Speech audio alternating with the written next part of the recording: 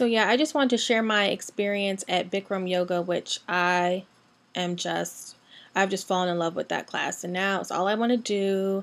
And I've been 3 days, and well, I didn't go 3 days in a row.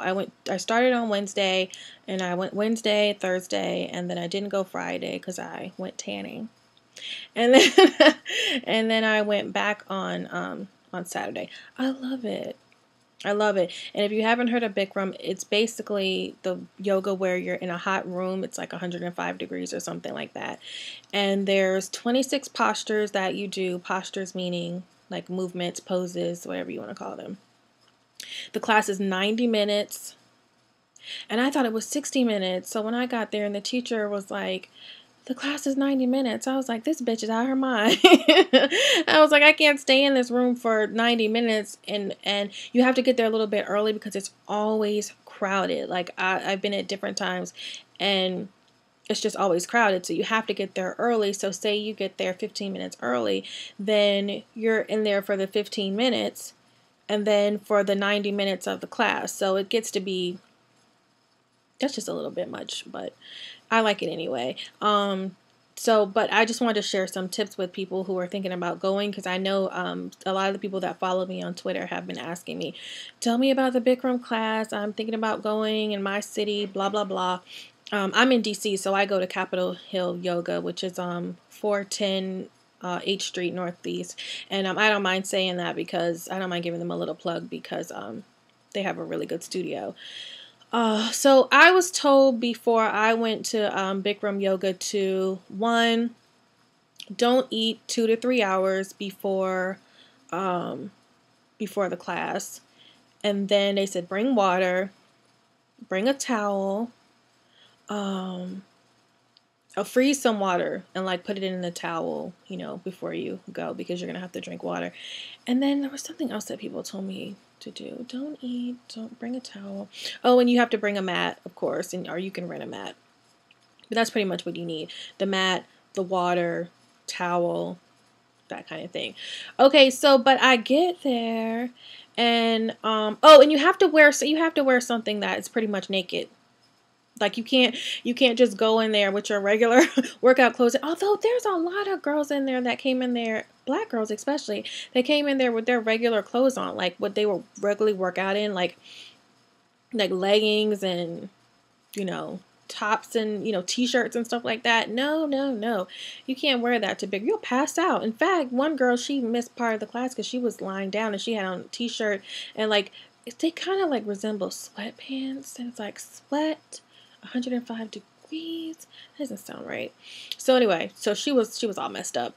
But you want to wear something light, and pretty much all the people in there, especially the white people that have been going for a really long time, they're all just naked.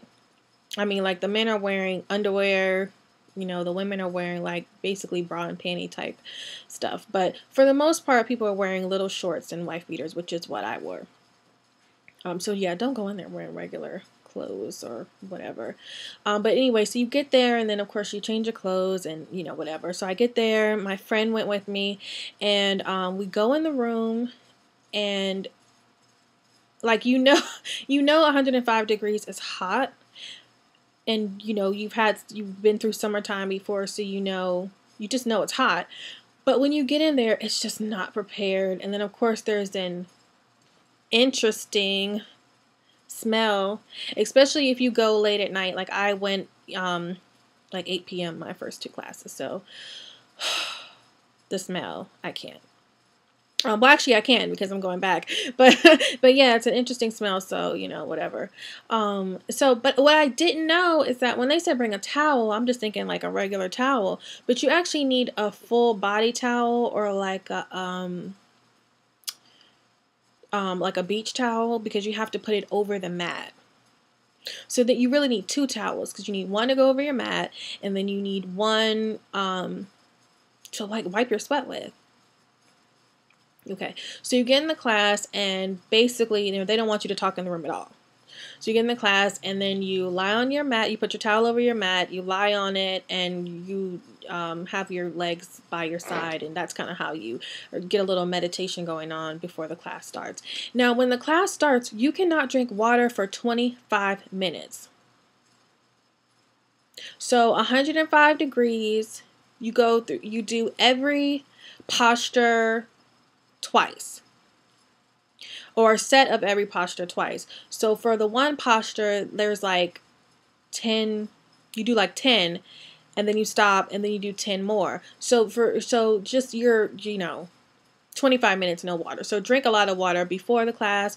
And then the thing about it too is that people told me to bring water, but I didn't know what kind I needed. I didn't know what to get.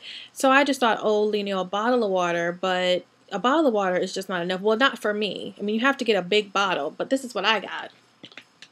And when I tell you I drank the whole thing during the class, I drank the whole thing during the class.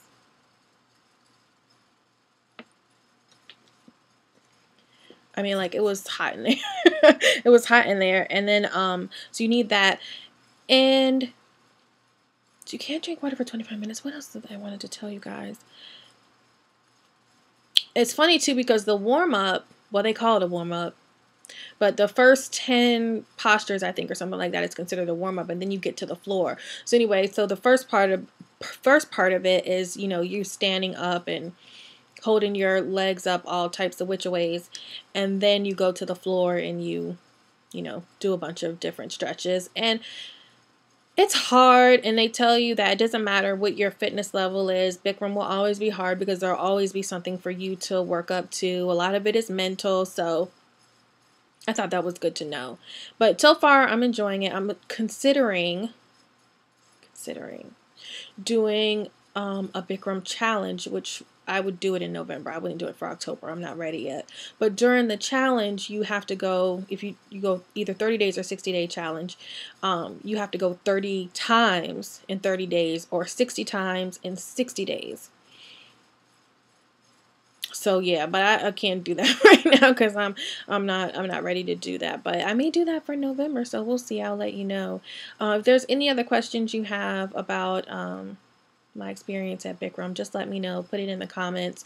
Oh, if you have a relaxer, just don't even bother. Just don't even bother, because when you leave out of there, it's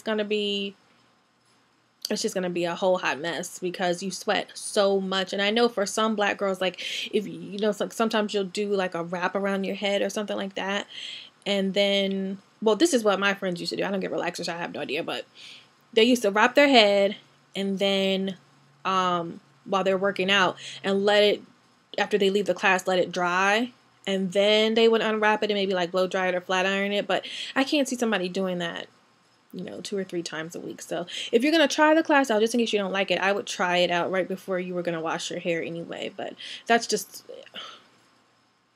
you're going to sweat it all out. Nothing, no hairstyle lasts in there. In fact, like the first day I wore my hair curly, and I still came out looking a mess. So there you have it. So yeah, anyway, if you have any more questions, just let me know. Of course, I've only been 3 times, but I can give you the beginner tips on how to survive. In fact, they tell you the first 10 times that you go to Bikram, your goal is to stay in the room. Because some people don't make it, and I mean, they start feeling faint. And the first time I went, I actually felt faint. Those black spots you get in front of your eyes, and I had to just sit my black ass down because I was gonna pass out, and that's embarrassing. And if you eat, you will throw up. So anyway, thanks for watching. You can follow me on Twitter at WhyMeLord. Why me? All right, until the next time.